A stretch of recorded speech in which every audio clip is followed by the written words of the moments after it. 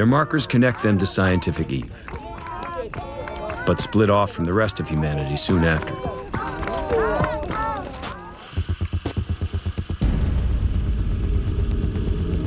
Recently, the Genographic Project used DNA from the San to help pinpoint some of our earliest movements in Africa.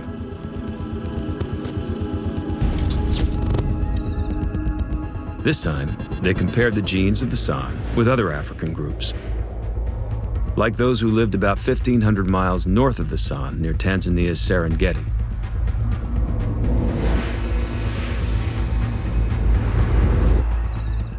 The Hadzabe.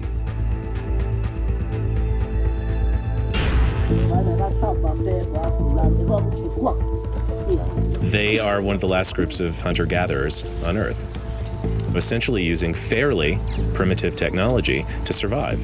And that's the way we lived for most of our history. The Hadzabe, like the San, connect back to scientific Eve. But by studying the differences in their DNA, scientists revealed that by around 150,000 years ago, our founding population had split in two. It is the first branch on our family tree. The earliest major movement of people our genes have measured. One group became the ancestors of the San, the other, the ancestors of the Hadzabe and other African groups, and ultimately, the entire rest of the world.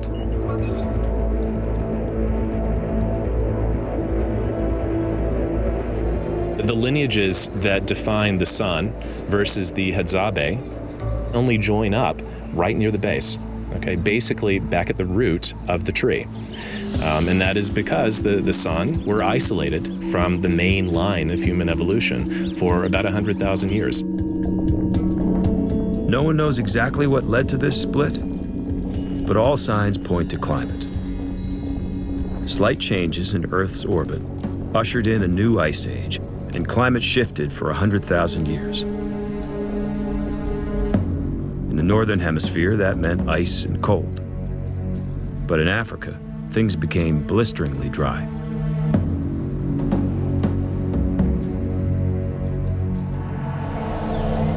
Sometime after scientific Eve, about 130,000 years ago, our lush cradle of humanity transformed into desert. There was no rain for thousands of years. Many scientists believe massive deserts not only drove a wedge between the ancestors of the San and the Hadzabe, they almost wiped them off the face of the earth.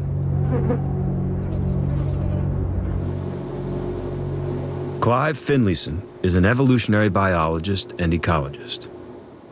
These kinds of shifts would have made a difference. It would have isolated populations. It could have shut shop and made them, really suffer quite hard, big hardships. So climate, in that sense, has been central to everything. This period lasted thousands of years, and geneticists say it was the bleakest in our history. Huddled around shrinking sources of water, our ancestors were hanging on by a thread. No one knows how big the initial human population was, but based on the lack of genetic variation during the mega-drought years, the number dropped to as few as 2,000 people. We were an endangered species. If you take that at face value, our species is hanging on by its fingernails. We were on the verge of extinction. The state of Nebraska is locked in one of its worst dry spells in decades as high temperatures and dry conditions shrivel crops and have farmers. Somehow, these people made it through the population crunch. Few years, however, If they hadn't, Carrie wouldn't be here, nor the rest of us for that matter. Suggested that farmers plant drought-resistant crops and offered tips about how to keep fields as moist as possible. Carrie's cousins, some 5,000 generations removed, the Hadzabes, may offer some insight into how we hung on. Wells has been working with Chief Julius Ndaya to record the Hadzabes' ancient survival strategies. while helping to preserve them for future generations. You take branch, and then you are crush, and then you are going there for 3 times per day, and then 2 days, coffee is gone. Julius can read the forest, the savanna that we're walking through, as though it's a book. It's like walking through a library with him, and he'll pull a volume from the shelf, and he'll fan it to page 45 and read some passage to you. This apple is poison, very poisonous. But the roots is a very nice medicine for stomach. That's fine. Accumulated knowledge, advanced tools, language.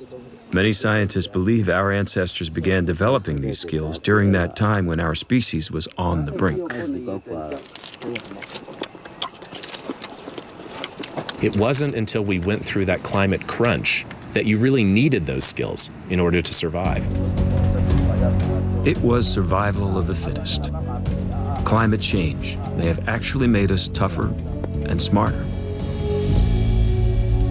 Around 70,000 years ago, climate studies indicate the drought in Africa lets up for a time.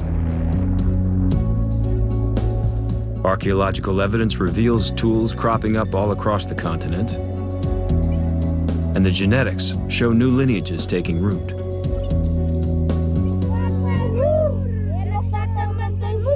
The human population was growing again, and it never stopped.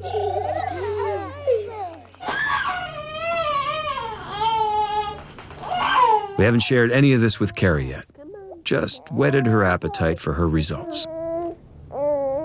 It's kind of sparked this desire to really go back and try to understand who was who and how you were related, especially now that Leo's here. There's a lot more to know than just the few steps back that we know and that we have pictures for. Carrie's ancient ancestors would soon take some steps that changed the world forever. They left Africa behind.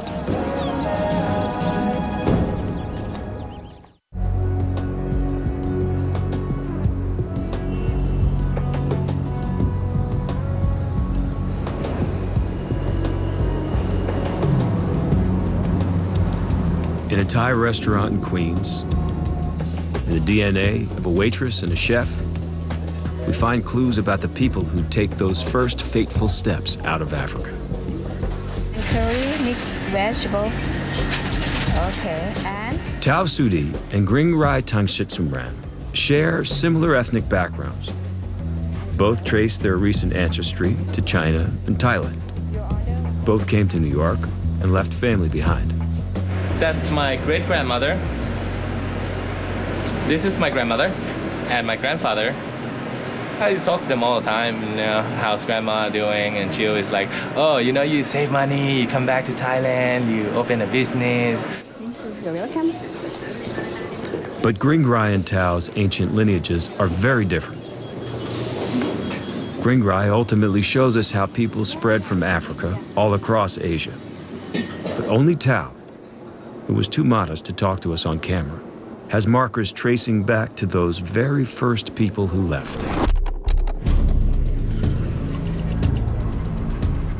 Her marker, known as M-star, is found throughout Asia, as well as in indigenous groups on islands in the Pacific